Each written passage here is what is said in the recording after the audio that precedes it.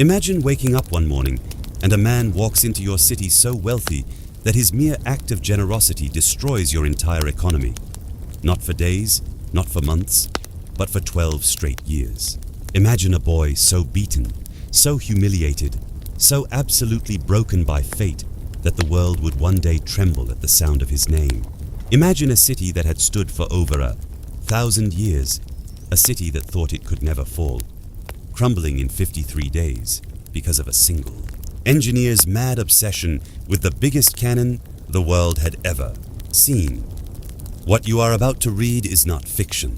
Every name, every date, every devastating and beautiful and terrifying detail in this story is real.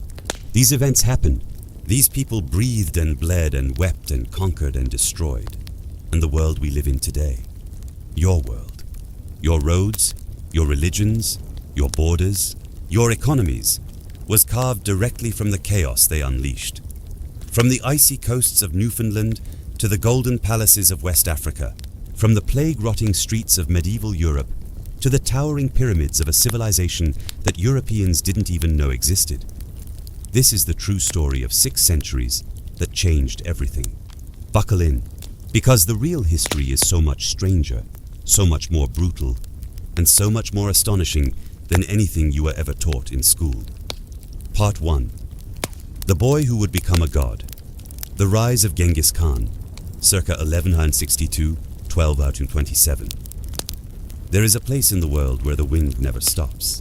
A vast rolling ocean of grass called the Mongolian steppe, where temperatures swing from blistering summer heat to winters so cold that horses die standing up. It is a land without mercy, without comfort, and without forgiveness. It is here, somewhere in the rocky wilderness, near the Onon River, in what is today northern Mongolia, that a boy was born who would eventually rule more of the Earth's surface than any human being in all of recorded history. His name was Temujin, and he was born holding a blood clot in his fist, the size of a knucklebone. According to Mongolian tradition, this was a sign, a prophecy that this child was destined to become a great warrior. His father, Yesugei, was the leader of a minor Mongolian clan, a man of some standing but no great power. When Temujin was born, Yesugei had just returned from raiding a rival Tatar tribe and had captured a warrior named Temujin Uge. In keeping with the nomadic custom of honoring a victory, he named his newborn son after the defeated enemy. It was a strange beginning to the strangest of lives. The first years of Temujin's childhood were, by the brutal standards of the steppe, relatively stable. He learned to ride horses before he could properly walk, as all Mongolian children did. He learned to shoot a bow from horseback, to track animals across snow, to survive in conditions that would kill most people within hours. He was, by most accounts, a quiet and watchful child, large, with green or grey eyes, according to Persian chroniclers who described him later in life, powerfully built even as a boy, and possessed of an almost unsettling intensity. When Temujin was approximately 9 years old, his father took him on a journey to find him a wife, which was the custom of the time. Mongolian alliances were sealed through marriage, and even young children were formally betrothed to bind clans together. On this journey, Yesugei stopped at the camp of another tribal group, the Kongirad, and saw a girl named Berthe, who was approximately 10 years old. She was, by all historical accounts, beautiful and intelligent, with a sharp and perceptive quality about her that caught Yesugei's attention. He arranged for Temujin to be betrothed to her, and he left his son behind at her family's camp. As was the custom, the boy would live with his future wife's family until the marriage was formalized. Then, Yesugei rode home alone. He never made it. On the return journey across the steppe, Yesugei encountered a group of Tatar men having a meal beside the trail. The laws of Mongolian hospitality required that he stop and eat with them. To refuse would have been a deadly insult. He stopped, he ate, and the Tatars, who had long nursed their hatred of the Mongol clans, recognized him. They poisoned his food. By the time Yesugei reached his own camp, he was already dying. He managed to send a messenger for his son, but Temujin arrived home to find his father dead, his clan leaderless, and his world suddenly, completely, catastrophically destroyed. What happened next defines everything that Genghis Khan would later become Yesugei's tribe, a group of men who had sworn their loyalty and their lives to this family, looked at the dead chief's widow and her children and made a decision. They left. They simply packed up their yurts, loaded their horses, and abandoned the widow Holon and her young children in the wilderness. In the brutal arithmetic of steppe survival, a dead chief's children were liabilities, not assets. They had no adult protector, no warriors, no political power. Keeping them around was a risk without reward. Holon was extraordinary. She did not give up and die. She grabbed the clan's banner, a symbol of authority, and rode after the departing men, screaming at them to come back, invoking every tradition and obligation she could name. They kept riding, and so Holon turned back to her children and did the only thing left to do. She kept them alive. She dug up roots, gathered berries, fished in rivers with her bare hands, and scraped together enough food to keep 6 children breathing through a series of brutal Mongolian winters. Temujin was the eldest, and he watched all of this with those strange, fierce eyes of his, storing everything: the betrayal, the abandonment, the poverty, the hunger. Somewhere deep inside himself, where it would simmer and transform into something the world had never seen before. The abandonment grew worse. When the clan left, they took not only their own horses and livestock, but virtually everything the family owned. At one point, the family was so destitute that when another clan raided them and stole their remaining horses, their only means of mobility on the steppe, which was essentially a death sentence, Temujin pursued the raiders alone, tracking them for days before somehow talking one of their own members into helping him recover the stolen animals. It was during this episode that Temujin formed his first friendship with a young man named Jamuka, who would later become both his greatest ally and his most dangerous enemy. The kidnapping came when Temujin was still a teenager. A rival Mongolian clan, the Merkits, raided his small family camp and abducted Berta, the girl he had been betrothed to as a boy, who had by now become his wife. This was an act of revenge. Years earlier, Yesugei had kidnapped Hoilun from the Merkits to make her his wife. The cycle of vengeance and abduction was endless on the steppe. The Merkits took Berta and gave her to one of their own men. For most men in that time and place, this would have been the end of the story. Berta was gone. His clan was weak. Moving against the Merkits with the forces at his disposal would be suicide. But Temujin was already not most men. He reached out to his blood brother Jamuka, and he reached out to his father's old friend and ally, a powerful chieftain named Togrul of the Keri tribe. Together, they organized a raid that struck the Merkit camp at night and rescued Berta. She was pregnant when they found her, and the child she carried, a boy named Yochi, may or may not have been Temujin's son. It was a question that would haunt the family dynasty for generations, because nobody knew for certain how long Berta had been with the Merkits, or what had happened to her during that time. Temujin acknowledged Yochi as his own, but the whispers never fully went away, and Yochi himself lived his entire life under the shadow of that uncertainty. But from this cluster of early tragedies, the father's death, the clan's abandonment, the poverty, the slavery, the wife's abduction, something extraordinary began to emerge. Temujin started building alliances on the steppe in a way that nobody had ever done before. The Mongolian tribal system was a constant, grinding war of everyone against everyone else. Alliances formed and broke with the seasons. Chiefs rose and fell. The same clans that were blood brothers this year were mortal enemies next. Year Temujin changed the rules. He did something that was almost revolutionary in its simplicity, but genuinely radical in the context of Mongolian culture. He started choosing his generals and officers based on loyalty and talent rather than family lineage. This sounds obvious to modern ears, but in a world organized entirely around clan bloodlines, it was heresy. A man of low birth who was brilliant and devoted to Temujin would be elevated to a position of command over noblemen who were mediocre and potentially treacherous. This single innovation, the meritocratic organization of military command, would become one of the most powerful. Weapons Temujin possessed. He also implemented a strict policy toward the conquered peoples that was almost paradoxical in its combination of terror and generosity. Those who surrendered were absorbed. Their soldiers became his soldiers. Their women were distributed among his men as wives. Their skills, blacksmithing, archery, siegecraft, administration, were valued and utilized. But those who resisted? He made examples so terrible that entire cities surrendered the moment they heard he was coming, rather than face what happened to those who fought back. By 1206, after decades of warfare, betrayal, starvation, and political maneuvering of almost incomprehensible complexity, Temujin had done something no one in Mongolian history had ever accomplished. He had unified all of the Mongolian tribes under a single banner, at a great assembly called a Kurultai, held on the banks of the Onon River near where he had been born.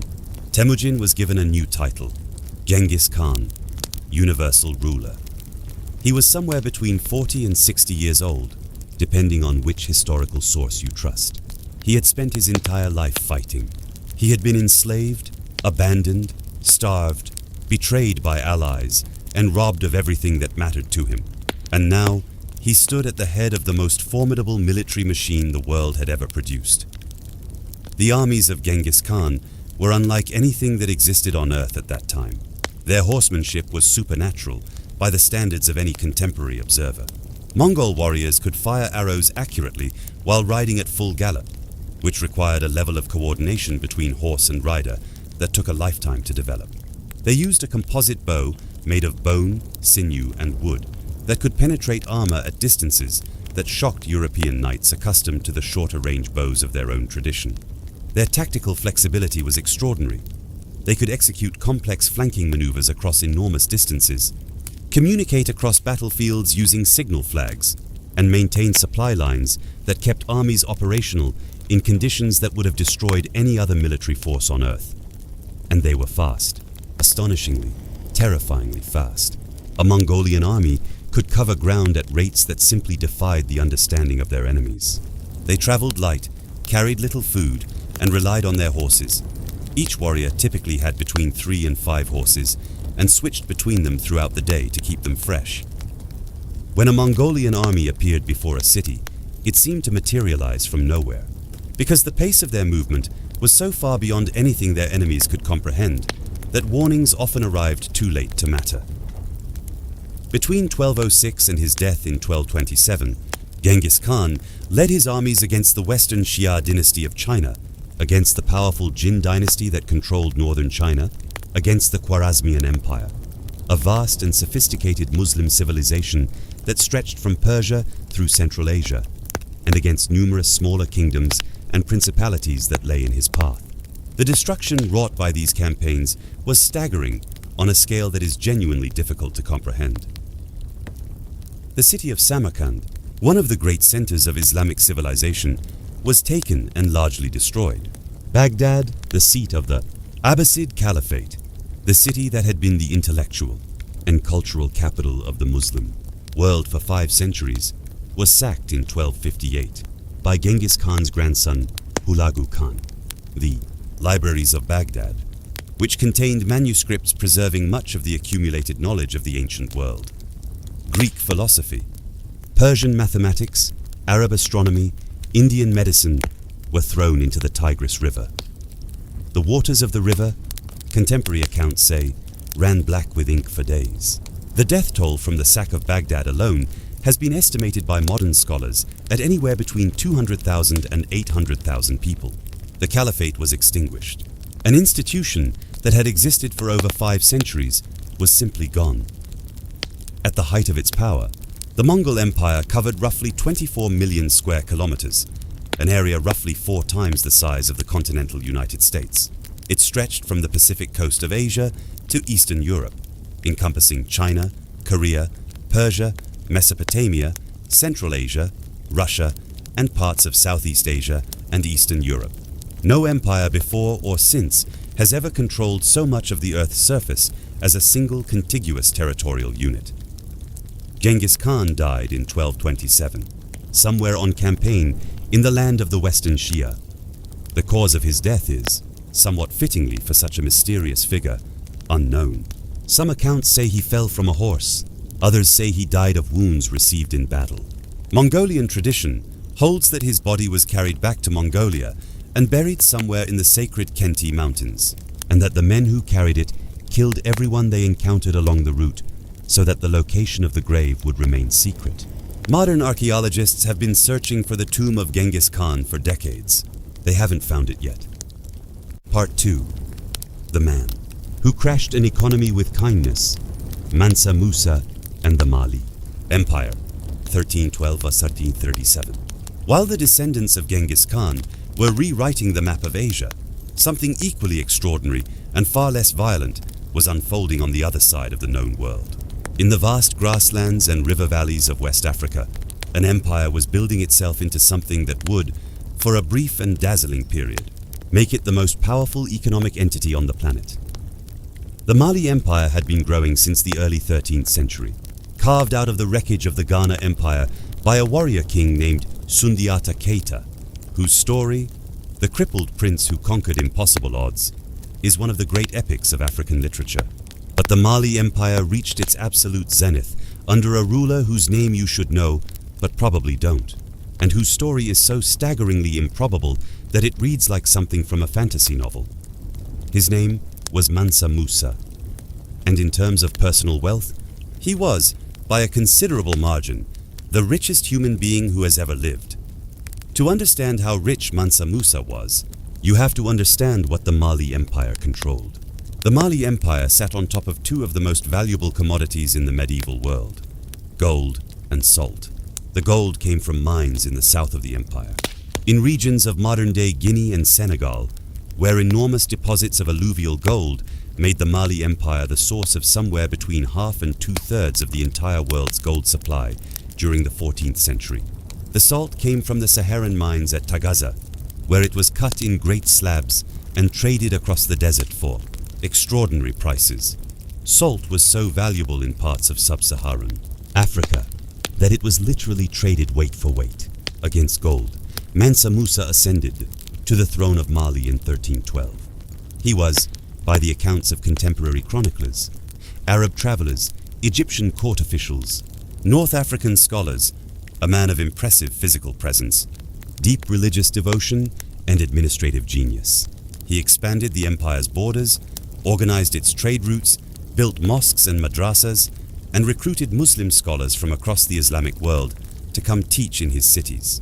The city of Timbuktu, which later became almost a mythical symbol of the remote and unreachable, was during Mansa Musa's reign a genuine center of learning, with a university at the Sankore Mosque that at its peak enrolled some 25,000 students from across Africa and the Islamic world.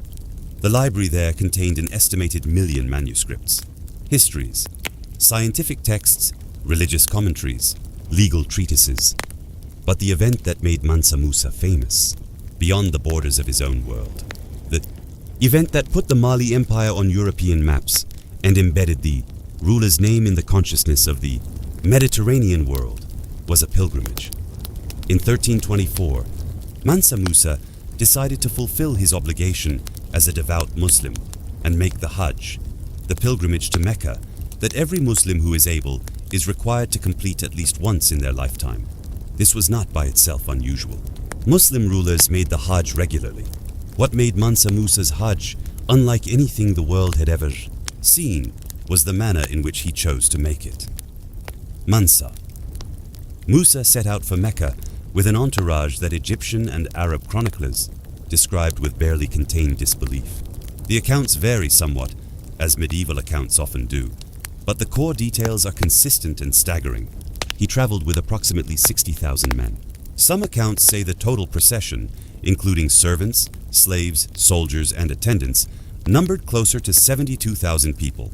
He brought his senior wife, Inari Kunate, with her own retinue of 500 ladies-in-waiting. He brought 500 slaves, each of whom carried a golden staff weighing approximately 500 grams of pure gold. He brought 80 camels, each carrying between 50 and 300 pounds of gold dust. He brought musicians, heralds, doctors, teachers, and architects. The procession stretched, by some contemporary estimates, for miles. It crossed the Sahara, one of the most punishing environments on Earth, moving from oasis to oasis along established caravan routes.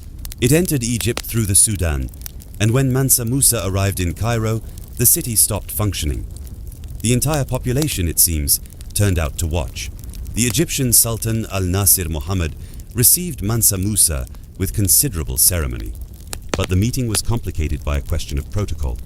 According to tradition, visitors were expected to prostrate themselves before the Egyptian Sultan, and Mansa Musa, as an emperor in his own right, had no intention of prostrating himself before anyone except God. After some diplomatic maneuvering, a face-saving compromise was arranged, and both men bowed to God rather than to each other. Then, Mansa Musa did something that nobody in Cairo was prepared for. He started giving away money, not casually, not modestly. He gave away gold the way other men might give away bread. He gave it to mosques. He gave it to the poor. He gave it to officials who admired his possessions. He gave it to beggars who touched his robes. He gave it to his hosts, to his guides, to random people who happened to be standing nearby when he was in a generous mood. Contemporary Egyptian chroniclers describe Cairo as being seized by a kind of collective fever during his 3-month stay. People crowded the streets hoping to catch his eye. Merchants who had sold him nothing woke up to find gold left on their doorsteps. And then something terrible happened. Or rather, something that felt wonderful at first and then turned quietly catastrophic. There was too much gold. Gold, like every commodity, obeys the basic law of supply and demand. When the supply of gold in a market suddenly, massively increases while the demand remains the same, the value of gold drops. And when the value of gold drops, all the prices that had been quoted in gold also drop, which means goods that people had been storing, waiting to sell at peak prices, suddenly lost a significant portion of their value. The Egyptian economy, which was deeply integrated into gold-based trade across the Mediterranean and the Islamic world, went into a kind of price collapse. This inflation, or rather, deflation of gold's value, that Mansa Musa triggered during his time in Cairo lasted for approximately 12 years. For a full decade and more, the economies of Egypt, the broader Middle Eastern trade network, and parts of the Mediterranean suffered depressed prices directly attributable to the generosity of one man on a religious pilgrimage. Mansa Musa himself apparently became aware of the devastation he had accidentally caused. On his return journey from Mecca, passing back through Cairo, he actually borrowed gold at high interest rates from Egyptian merchants in an attempt to remove some gold from circulation and stabilize prices. It helped somewhat, but the damage was already done. Mansa Musa arrived back in Mali after his Hajj as the most famous ruler on earth. Within a few years, his empire appeared on European maps, particularly the famous Catalan Atlas of 1375, which shows a ruler on the throne of Mali, holding a golden orb and scepter, surrounded by an inscription describing him as the richest and most noble king in all the land.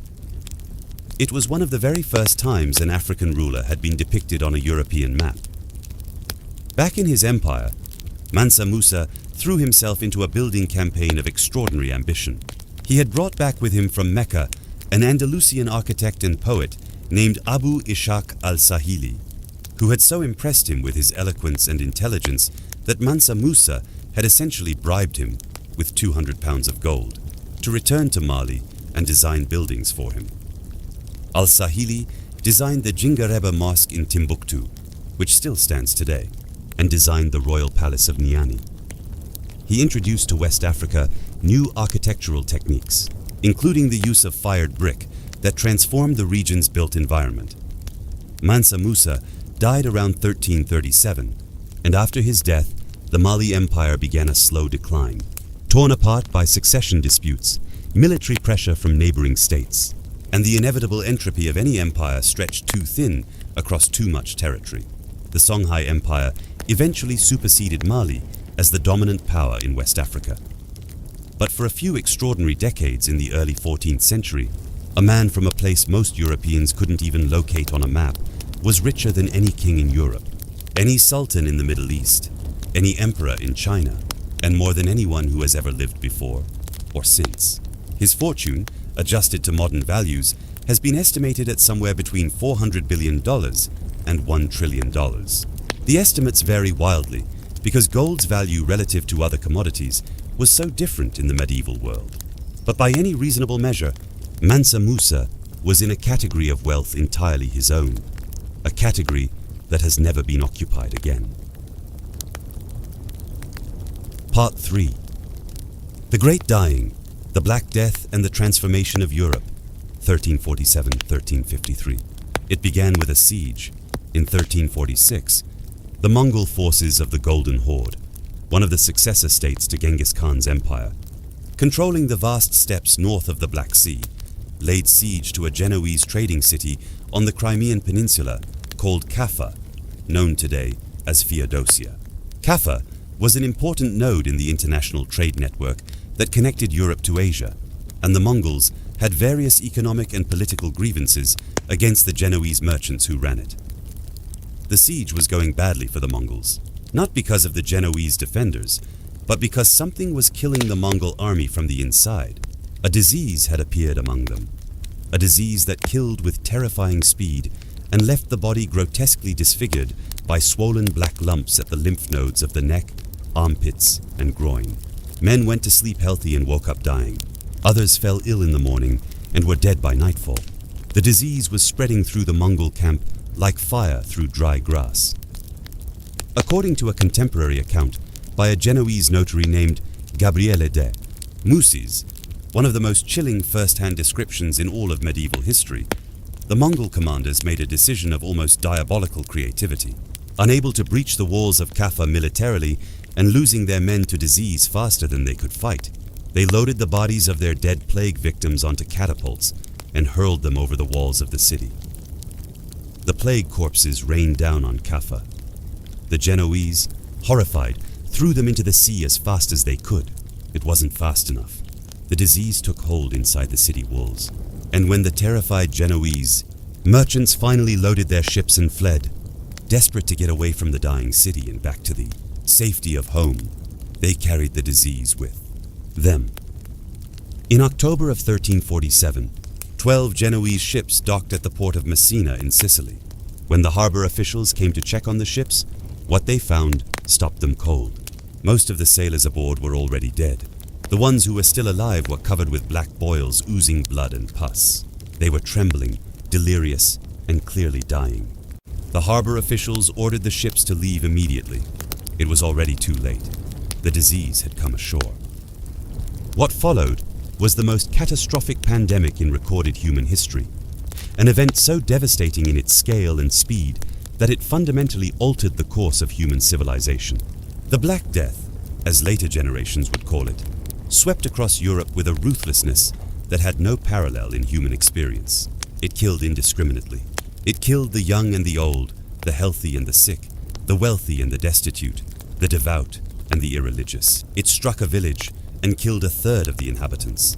It struck the next village and killed 90%. The variation was inexplicable, terrifying, seemingly random, because nobody at the time understood what was causing it or how it spread. We know now what they didn't know then. The primary agent was a bacterium called Yersinia pestis, which had been resident in rodent populations across Central Asia for millennia. It was transmitted to humans primarily by fleas that fed on infected rodents, particularly the black rats that were endemic in medieval European cities and ports, and then bit humans. Once in the human body, the bacteria caused 3 forms of disease, each more lethal than the last. Bubonic plague, the most common form, caused the characteristic swollen lymph nodes, buboes, and killed somewhere between 30 and 60% of those it infected if untreated. Septicemic plague, when the bacteria entered the bloodstream directly, was nearly always fatal. Pneumonic plague, when the bacteria infected the lungs and spread through respiratory droplets, was almost invariably fatal and could spread directly from person to person without any flea intermediary. Medieval people, of course, knew none of this. They had their own explanations. Some said it was a punishment from God for humanity's sins.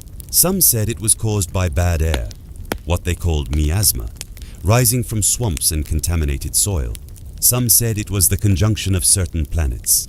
In June of 1348, the medical faculty of the University of Paris issued an official report attributing the epidemic to to a triple conjunction of Saturn, Jupiter, and Mars in the 40th degree of Aquarius, which had occurred on March 20th, 1345. This astronomical event, the faculty concluded, had caused a corruption of the surrounding air that was producing the disease. Since they had completely misidentified the cause, their remedies were completely useless. They recommended avoiding physical exertion, bathing, cold air, and putrescent foods. They recommended burning aromatic herbs, carrying bags of fragrant spices, and spending time in rooms fumigated with incense. None of it helped. The fleas kept biting. The rats kept dying. The plague kept spreading. The psychological and social consequences of the Black Death were as devastating, in their way, as the physical ones. When people die slowly in manageable numbers, communities can cope. They mourn, they bury their dead, they support each other, and they continue. But when death arrives in numbers that overwhelm every social institution simultaneously, when the priest dies before he can give last rites, when the gravedigger dies before he can dig the grave, when the doctor dies before he can treat the patient, when parents die before they can care for their children, the social fabric doesn't just strain, it tears. Giovanni Boccaccio, the great Italian writer who lived through the Black Death in Florence and would later immortalize it in the introduction to his Decameron, described what he saw with extraordinary specificity. He wrote of people dying in the streets with nobody to pick up their bodies. He described dogs dragging corpses through the alleys. He described parents abandoning sick children, children abandoning sick parents, spouses fleeing from spouses, not out of heartlessness, but out of survival instinct so powerful that it overrode every social bond. He described the city of Florence, one of the most sophisticated and culturally advanced cities in Europe at the time, descending into something almost primal. The numbers, even understood conservatively, are nearly incomprehensible. Modern historians estimate that the Black Death killed between 30 and 60% of Europe's entire population in the period between 1347 and 1353. England lost approximately half its people. Florence, which had a population of around 100,000 before the plague, was reduced to perhaps 45,000. Paris lost somewhere between 40,000 and 50,000 people, roughly half the city's population. Entire villages simply ceased to exist. Their populations gone, their buildings falling into ruin, eventually reclaimed by the forest. Historians call these the deserted medieval villages, and archaeologists still find them today, ghost communities buried under centuries of undergrowth. The toll was not limited to Europe. The Black Death also swept through the Islamic world, across North Africa, through the Middle East, into Central Asia. The Mongol Golden Horde, which had inadvertently initiated the catastrophe, was itself devastated. The total global death toll from the 14th century, Black Death pandemic, is estimated at somewhere between 75 and 200 million people, making it proportionally the deadliest pandemic in human history, far exceeding even the 1918 influenza pandemic in terms of the percentage of the global population it killed.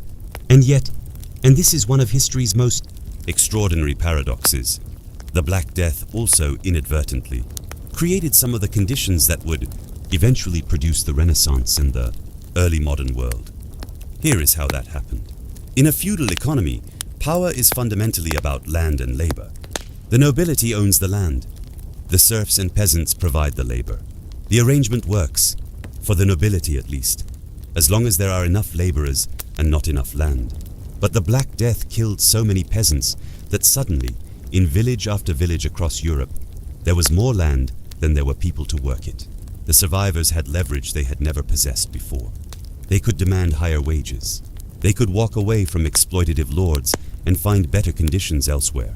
They could, in some cases, simply move into the empty houses of the dead and improve their material circumstances in ways that would have been impossible in a fully populated pre-plague world. The peasants who survived the Black Death were, counterintuitively, often materially better off than their grandparents had been. Better fed, better paid, living in slightly less squalid conditions, with slightly more personal autonomy. This shift in the economic balance of power between the nobility and the laboring class was one of the cracks in the feudal edifice that would eventually, over the following century and a half, contribute to the collapse of feudalism as the organizing principle of European society. The plague also accelerated European interest in medicine and anatomy, a desperate, burning need to understand what was killing people and why. The moral authority of the Church, which had claimed for centuries to have the answers to all important questions, was seriously damaged by its complete inability to explain or stop the plague. If God was punishing humanity, why did so many priests and bishops die? If prayer and penance could save the faithful, why were the churches full of the dead? The questions couldn't be answered satisfactorily, and the doubt that accumulated in their unanswered wake planted seeds that would eventually blossom into the Protestant Reformation and the Scientific Revolution. Part 4. The last Roman city, the fall of Constantinople, 1453. 1,000 years, it had seemed impossible. For 1,000 years, the city had stood at the crossroads of Europe and Asia, wealthy beyond imagination, defended by its great walls, by its natural harbors, by its Greek fire, a terrifying incendiary weapon that burned even on water and whose exact formula has been lost to history. For 1,000 years, the city of Constantinople had been the wealthiest, most sophisticated, most cosmopolitan city in the Western world, the beating heart of the Byzantine Empire, the direct, unbroken successor state to the Roman Empire that had once ruled the entire Mediterranean. It had been besieged 17 times in its long history. It had repelled Arabs, Bulgarians, Vikings, Persians, and Rus. The Crusaders had actually sacked it in 1204, a catastrophic act of Christian-on-Christian violence that never quite healed, but even that had not ended it. The Byzantine Empire had recovered, had reconquered Constantinople in 1261, had staggered on for another 2 centuries, battered and reduced, but still somehow standing, still calling itself Rome, still flying the double-headed eagle flag of the imperial house. By 1453, though Byzantine Constantinople was a shadow, the empire had been steadily eaten away by the Ottoman Turks, who had advanced across Anatolia and into Europe, surrounding the city on all sides. The population of Constantinople, which had once been perhaps 500,000 people at its peak, had shrunk to somewhere between 40,000 and 50,000. The great palaces stood empty. The forums and colonnades were crumbling. Entire neighborhoods within the city walls had been abandoned, turned into vegetable gardens and sheep pastures. The Roman Empire's last capital was dying on its feet. And then, a 21-year-old sultan named Mehmed II decided to finish it. Mehmed II was, by any objective measure, one of the most remarkable rulers of the 15th century. He was obsessed with Alexander the Great, whom he genuinely believed he was destined to surpass. He spoke 6 languages. He was deeply interested in philosophy, science, poetry, and art. He employed Italian humanist painters, most famously the Venetian Gentile Bellini, who came to Constantinople in 1479 and painted Mehmed's portrait, and he had a genuine appreciation for classical. Learning that was somewhat ironic, given that the city he was about to destroy was one of the last repositories of classical Greek knowledge in the world. Mehmed's ambition was also accompanied by an almost pathological drive. When he decided that Constantinople would fall to him, he moved with the total single-mindedness of a man who has identified the one thing he wants most and will accept nothing less than its complete realization. He began preparing for the siege years before it actually happened. The key to his preparation was artillery. Medieval Constantinople's walls, the Theodosian walls, built in the 5th century, were the finest military fortification in the medieval world. 20 feet thick, 40 feet high, with a second outer wall and a deep moat, they stretched for nearly 4 miles across the western approach to the city. These walls had never been breached in 1,000 years of military history. They were, in the military thinking of the early 15th century, effectively impregnable. But military technology was changing. Gunpowder, which had been developed in China and gradually filtered westward through the Islamic world, had by the mid-15th century produced cannon capable of firing stone or iron balls with devastating force. Mehmed was fascinated by artillery, and he was looking for someone who could build him the biggest cannon ever made. He found his man in a Hungarian engineer named Orban, or Urban, in some accounts, a cannon maker of extraordinary talent, who had first approached the Byzantine Emperor Constantine XIII and offered to build artillery for the city's defense. Constantine XIII was in no position to pay Orban's fees. The Byzantine treasury was essentially empty. The empire was surviving on prayers and stubbornness. Orban got nothing in left. He went to Mehmed. Mehmed not only paid him, he paid him 4 times the salary he had asked for in Constantinople, gave him all the materials and workers he needed, and told him to build the biggest cannon the world had ever seen. Orban worked for 3 months at the foundry in Adrianople, modern Edirne, and produced something that contemporary observers described with terrified awe. The Great Bombard, later called the Basilic, or the Great Turkish Bombard, was approximately 27 feet long. Its barrel was 8 inches thick. It fired stone balls that weighed 1,200 pounds, a weight roughly equivalent to a modern compact car. When it was test-fired for the first time in the fields outside Adrianople, the sound was heard 10 miles away. The recoil from the shot dug a crater in the ground behind it. A team of 60 oxen and 400 men was required to move it. On April 5th, 1453, Mehmed's army arrived before the walls of Constantinople. His forces numbered approximately 80,000 men, perhaps more. The city's defenders, commanded by the Emperor Constantine X himself, numbered approximately 7,000, an almost laughable disparity. Constantine had sent desperate appeals to Western Europe for military help. A trickle had come. A few hundred Venetian and Genoese volunteers, some Catalan mercenaries, a handful of others. Not nearly enough. The Pope had promised more help, but it never materialized.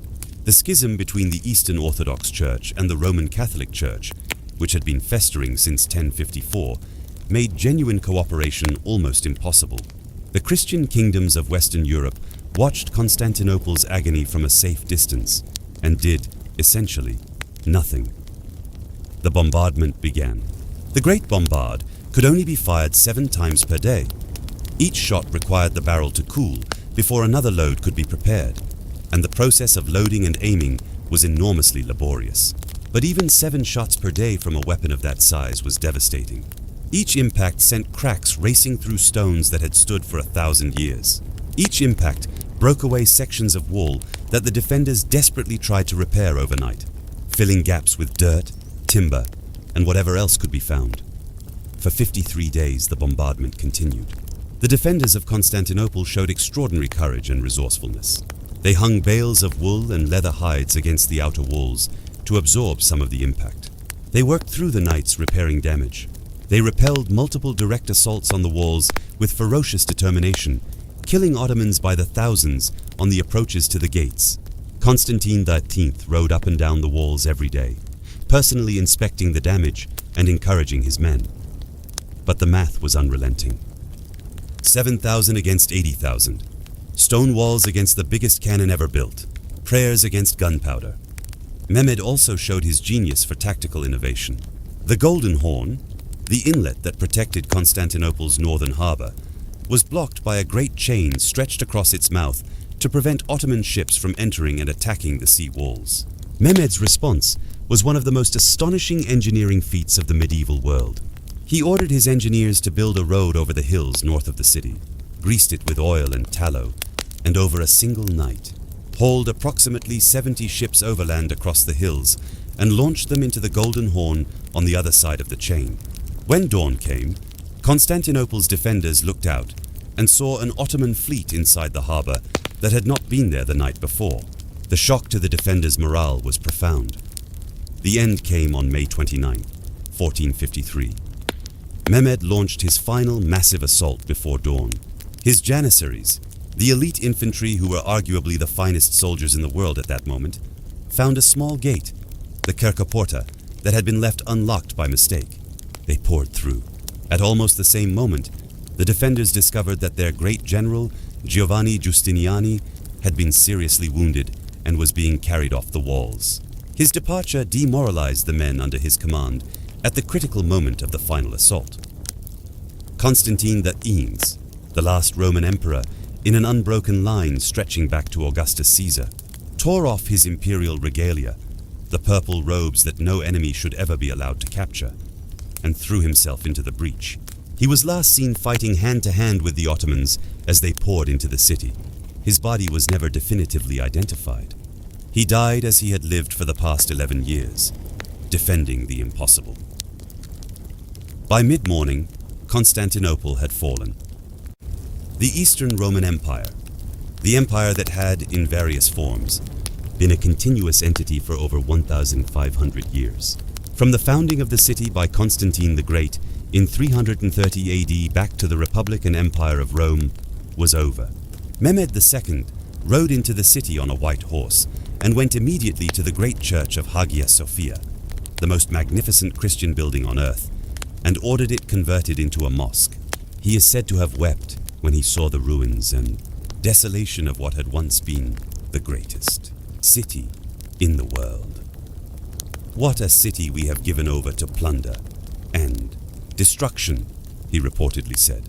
The fall of Constantinople sent shockwaves across the Western world. Greek scholars, carrying their manuscripts and their knowledge, fled westward into Italy, and many historians believe that the influx of classical Greek texts and scholars that resulted from this exodus was a significant accelerant to the Italian Renaissance that was already underway. The fall also permanently closed the traditional overland trade routes between Europe and Asia, which had passed through Constantinople and the Byzantine-controlled territories. European merchants, suddenly cut off from the Silk Road by the Ottoman gatekeepers, needed a new way to reach the spices and silks of Asia. This need drove the age of exploration. It drove Portuguese navigators down the coast of Africa and around the Cape of Good Hope. It drove a Genoese sailor named Christopher Columbus to propose an entirely different solution. The fall of Constantinople, in other words, was one of the key catalysts for the European discovery of the Americas.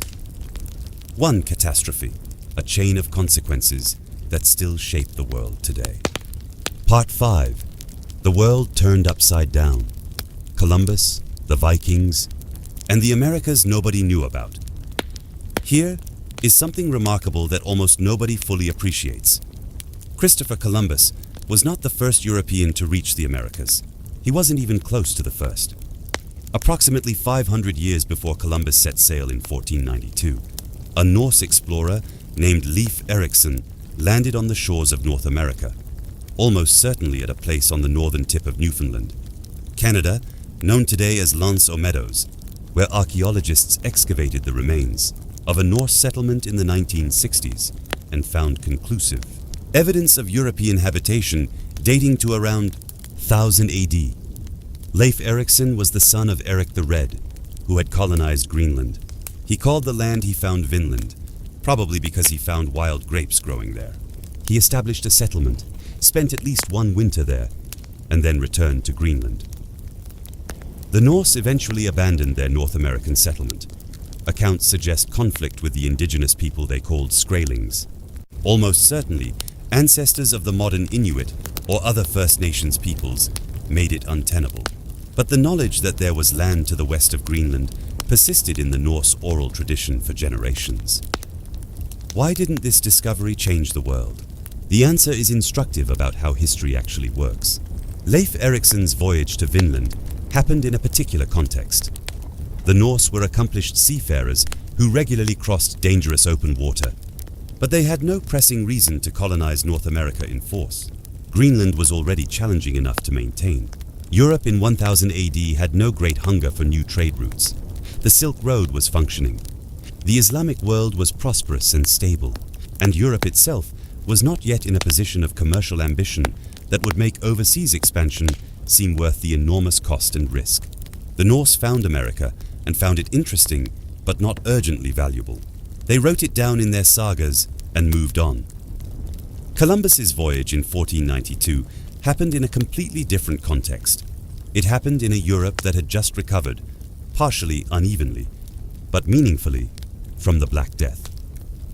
It happened after the fall of Constantinople had disrupted trade routes and created a pressing commercial need for alternatives. It happened in the context of a Spanish kingdom that had just completed the Reconquista, the 700-year effort to drive Islamic rulers. out of the Iberian Peninsula, and was flush with military confidence, religious fervor, and the entrepreneurial energy of a society that had just finished a long war and needed somewhere to direct its ambitions. It happened, in other words, in a world that was ready to be changed in ways that the world of 1000 AD was not. Columbus sailed in August of 1492 with 3 ships, the Niña, the Pinta, and the Santa Maria, and approximately 90 men. He was convinced he was sailing to Asia. He was wrong about geography in ways that were both embarrassing and consequential. He had significantly underestimated the circumference of the Earth and had convinced himself that the distance from Spain to Japan by sailing west was manageable. It wasn't, if the Americas hadn't been in the way. His entire crew would have died of thirst in the middle of the Pacific Ocean. On October 12, 1492, Columbus made landfall on an island in the Bahamas that he named San Salvador. The indigenous people he encountered, the Taino, came to meet the Spanish ships with gifts.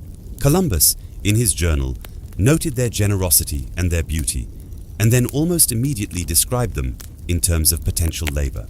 They should be good servants, he wrote. The implications of that sentence would unfold in blood and tragedy across the following century. But the discovery, or rather, the collision of the Old World and the New World that Columbus initiated was one of the hinge moments of all human history. The consequences were vast, complex, and deeply contradictory. The demographic catastrophe that befell the indigenous peoples of the Americas as a result of European contact is one of the worst in human history. Some estimates suggest that as much as 90% of the indigenous population of the Americas died within a century of European contact, mostly from epidemic diseases to which they had no immunity whatsoever. Smallpox, measles, typhus, influenza, diseases that Europeans had lived with for centuries and developed some resistance to, were completely unknown in the Americas before 1492. When they arrived with European colonists and traders, they burned through indigenous populations with the merciless efficiency of fire in a field of dry grass. The Columbian exchange, the movement of plants, animals, microbes, and people between the Old World and the New, transformed both sides of the Atlantic permanently. Crops from the Americas, potatoes, maize, corn, tomatoes, chocolate, chili peppers, tobacco, rubber, moved to Europe, Africa, and Asia, and changed agriculture, diet, and population dynamics across the entire planet.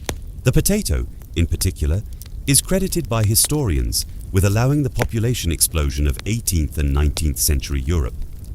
It was more calorie-dense per acre than almost any European crop, and it could grow in poor soils where wheat and rye failed.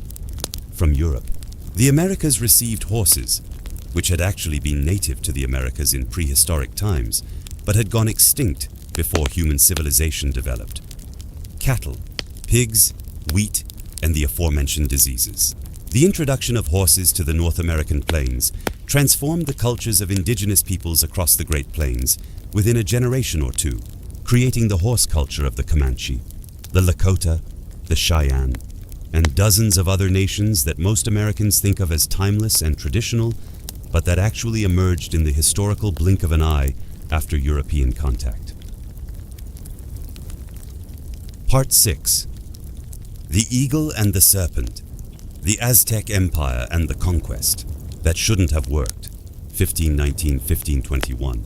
Of all the extraordinary stories in this 6th century span, perhaps none is stranger, more improbable, or more morally complex than the conquest of the Aztec Empire. The Aztecs, who called themselves the Mexica, built one of the most remarkable civilizations in human history without iron, without the wheel for transportation purposes, without horses, and without any contact with the Old World that had, over millennia, developed all of those technologies. Their capital city, Tenochtitlán, was built on an island in the middle of a lake in the Valley of Mexico, connected to the mainland by great causeways. At the time of European contact, it was home to approximately 200,000 to 300,000 people, making it one of the largest cities on Earth 5 times the size of London at the time and larger than any city in Spain. Tenochtitlán was astonishing by any standard. It had a complex system of raised aqueducts that brought fresh water into the city from springs on the mainland. It had floating gardens, chinampas, that produced enormous quantities of food in the shallow waters of the lake. It had a zoo, a botanical garden, and a vast market at Tlatelolco, where, by one Spanish estimate, 60,000 people traded every day. Hernán Cortés, who was not a man given to easy admiration, wrote to King Charles I of Spain that Tenochtitlán was more magnificent than any city in Europe. The Aztec civilization was simultaneously magnificent and terrible. It was a civilization built on a foundation of human sacrifice at a scale that is difficult to comprehend. The Aztec religious worldview held that the sun, the fifth and current sun in their cosmological understanding, was a fragile creation that required constant nourishment to continue its journey across the sky. That nourishment was human blood. The ceremonies that maintained the solar cycle demanded sacrifices, sometimes dozens, sometimes hundreds, sometimes thousands of victims in a single festival. The victims were typically prisoners captured in war, which gave the Aztec military its peculiar and somewhat self-defeating strategic preference for capturing enemies alive, rather than killing them in battle. This religious practice terrified and alienated many of the peoples the Aztec Empire had conquered and forced to pay tribute. The Tlaxcalans, the Totonacs, the Texcocans, and many other groups lived under Aztec domination with a mixture of fear and furious resentment. They paid their tribute. They watched their people taken to the pyramids. They waited for an opportunity. The opportunity arrived in 1519. Wearing armor, Hernán Cortés was 34 years old when he landed on the Mexican coast in February of 1519. He was a lawyer's son from the Spanish province of Extremadura who had come to the Caribbean as a young man seeking fortune and adventure, and had spent years working his way up through the colonial hierarchy of Hispaniola and Cuba.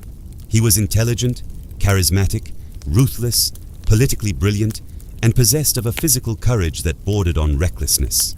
He was also, in important ways, lucky, though he manufactured much of his luck through careful observation and manipulation of the circumstances he found himself in.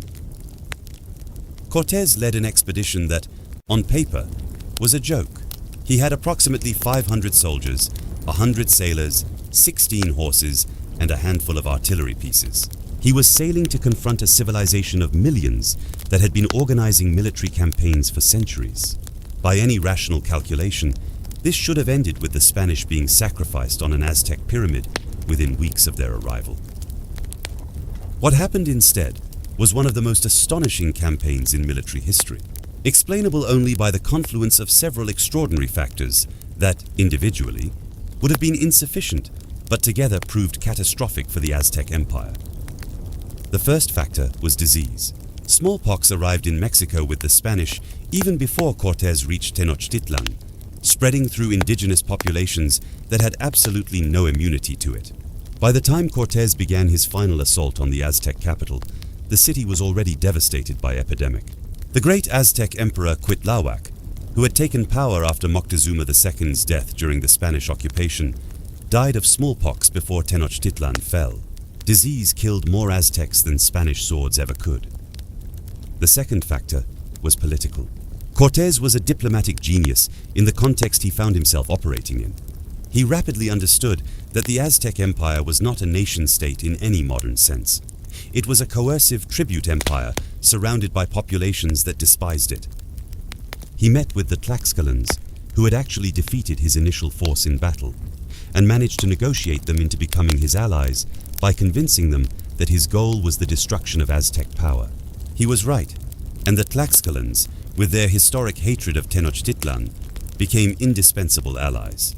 By the time of the final siege of the Aztec capital, Cortés commanded not 500 Spaniards, but a multi-ethnic coalition, force of perhaps 100,000 indigenous warriors. The third factor was the extraordinary episode of his initial reception. When Cortés arrived at Tenochtitlan in November of 1519, the Aztec Emperor Moctezuma II made the fateful decision to receive him as a guest rather than destroying him on the causeway. The reasons for this are still debated by historians. One traditional explanation, that Moctezuma believed Cortés was the returning god, Quetzalcoatl, is now regarded by most scholars as a myth largely constructed after the fact by Spanish chroniclers seeking to explain the otherwise inexplicable passivity of Aztec resistance. A more nuanced understanding suggests that Moctezuma was trying to understand what he was dealing with, buying time while he assessed the threat, and that his decision to allow the Spanish into the city was a catastrophic miscalculation made under enormous uncertainty. Whatever the reason, Cortés walked into Tenochtitlán and was given apartments in the palace of Axayacatl. He accepted the hospitality with one hand and orchestrated Moctezuma's capture with the other, effectively holding the emperor hostage within his own palace. For months, Cortés ruled the Aztec Empire through the person of its imprisoned emperor, one of the most audacious and bizarre situations in all of military history. Then it fell apart. In April of 1520, Cortés received news that a large Spanish force had landed on the Mexican coast, sent by the governor of Cuba, Diego Velázquez, who had not authorized Cortés's expedition in the first place and was furious at the unauthorized campaign. Cortés left a garrison under his lieutenant Pedro de Alvarado in Tenochtitlán and marched to the coast to deal with this new threat. He defeated the Spanish force through a combination of bribery, negotiation, and a night attack so audaciously timed that it was over before the enemy properly woke up and incorporated the survivors into his own army. But while he was gone, Alvarado made a catastrophic decision. During a major Aztec festival, Alvarado ordered his men to attack the assembled Aztec nobility and priests, apparently fearing an uprising and hoping to decapitate the resistance before it could organize. The massacre was thorough and horrifying. It was also politically disastrous. The city of Tenochtitlán erupted. Cortés returned to find his garrison besieged in the palace, surrounded by hundreds of thousands of furious Aztec warriors with no good options. They held Moctezuma to the window and had him address his own people, begging them to stand down. The crowd, according to the Spanish accounts, pelted Moctezuma with stones and insults. He died shortly after, the Spanish said from the stone throwing. The Aztecs said the Spanish killed him when he became useless. Nobody has ever definitively resolved which account is true. On the night of June 30th, 1520, La Noche Triste, the Night of Sorrows, Cortés attempted to withdraw his army from Tenochtitlán under cover of darkness. The Aztecs discovered the retreat almost immediately. What followed was one of the bloodiest retreats in the history of warfare. The Spanish tried to cross the causeways that connected the island city to the mainland, and the Aztecs attacked from canoes on either side, tearing apart the retreating column. The Spanish, laden with Aztec gold they had been accumulating for months, found the weight dragging them down as men fell into the water. Many drowned. The horses panicked. The cannons were lost. Approximately 600 Spaniards and several thousand Tlaxcalan allies died that night, along with vast quantities of captured treasure. Cortés, according to the accounts, sat under a great tree on the mainland as dawn came and wept. It is one of the most human moments in the entire narrative. This brutal, brilliant, ruthless man, surrounded by the wreckage of his army, weeping for the dead and the lost treasure and the seeming ruin of his ambitions. He recovered. With the Tlaxcalans, he rebuilt his forces. He constructed a fleet of flat-bottomed boats, brigantines, that could operate on Lake Texcoco, severing the causeways and cutting off the city. In May of 1521, the final siege of Tenochtitlan began. It lasted 75 days. The Aztecs, now led by their last emperor, the young and fierce Cuauhtémoc, fought with extraordinary bravery. The Spanish and Tlaxcalans advanced through the city block by block, destroying houses as they went to prevent the Aztecs from regaining lost ground. Cuauhtémoc refused to surrender. The city, which had been one of the wonders of the world just 2 years earlier, was being reduced to rubble. On August 13th, 1521, Cuauhtémoc tried to escape across the lake by canoe. He was captured by a Spanish brigantine. When brought before Cortés, he reportedly pointed to the dagger at Cortés's belt and said, "I have done everything in my power to defend my kingdom. Do with me what you will. Cortés, reportedly moved, ordered him kept alive.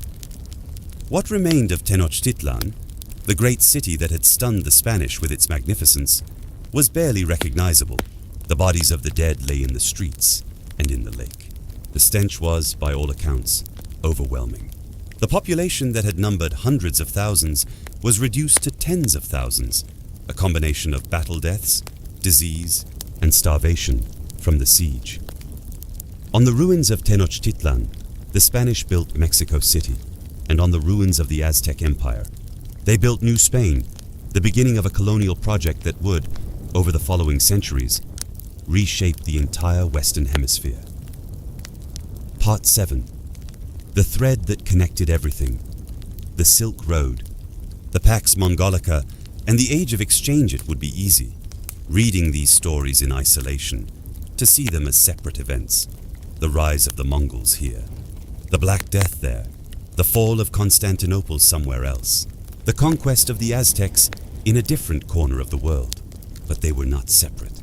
They were threads in a single vast tapestry, a global system of exchange, connection, catastrophe, and transformation that, during the 6 centuries from the 10th to the 16th, was doing something unprecedented in human history. It was creating a world. The Silk Road is the most visible thread. The ancient network of trade routes that connected China to the Mediterranean, named in the 19th century for the most famous commodity that traveled its length, though in reality, everything from spices to manuscripts to diseases to ideas moved along it, was not a single road, but a complex web of paths, some crossing the Central Asian steppe, some running through Persia and Mesopotamia, some following the southern sea lanes through the Indian Ocean.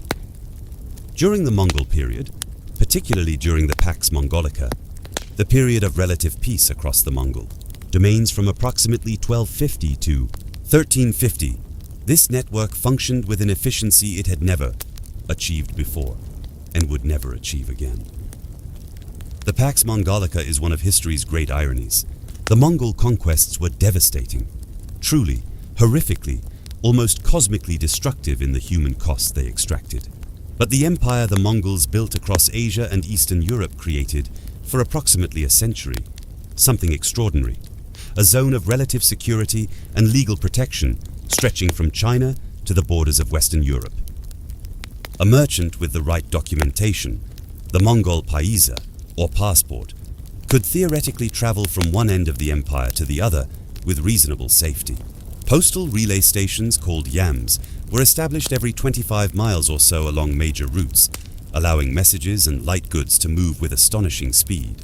Marco Polo, the Venetian merchant whose account of his travels through Mongol China remains one of the most remarkable travel books in history, whatever its various exaggerations and inconsistencies, made his journey from Venice to the court of Kublai Khan precisely because the Pax Mongolica had made such a journey conceivable along.